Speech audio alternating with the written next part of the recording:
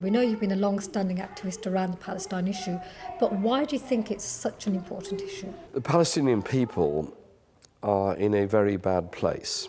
They're either under siege in Gaza, under occupation in the West Bank, having their land taken by settlements all over the West Bank, and sadly, many tens, nay hundreds of thousands in refugee camps in Lebanon and formerly many of those in Syria. I was one of those movers in the last Parliament to ensure that we had a debate on a votable motion for the recognition of Palestine, which we finally achieved, absolutely historic vote. At the debate at JW3, I pointed out that the only real way for peace in the long term was by recognition and was by ending the bombardment and deliberate impoverishment of the people of Palestine, particularly Gaza, but also there had to be talks that included all the organisations. Whether one agrees with every policy and every social view of all those organisations is not the issue. The issue is you have to talk to them. Even the former head of Mossad is now saying that Israel's going to have to talk to Hamas. And also, I gave a message of solidarity to many people in Israel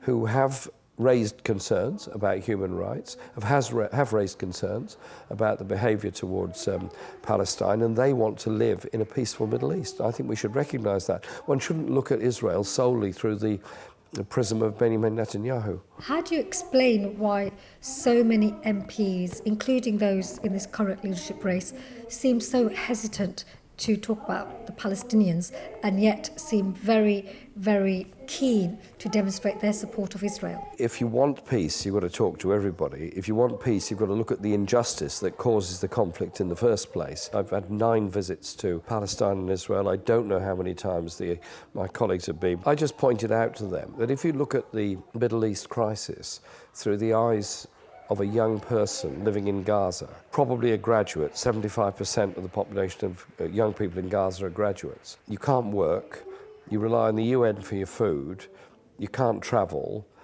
your house may well have been severely damaged during the last bombing, and you can only look at the world vicariously through a computer screen or a television.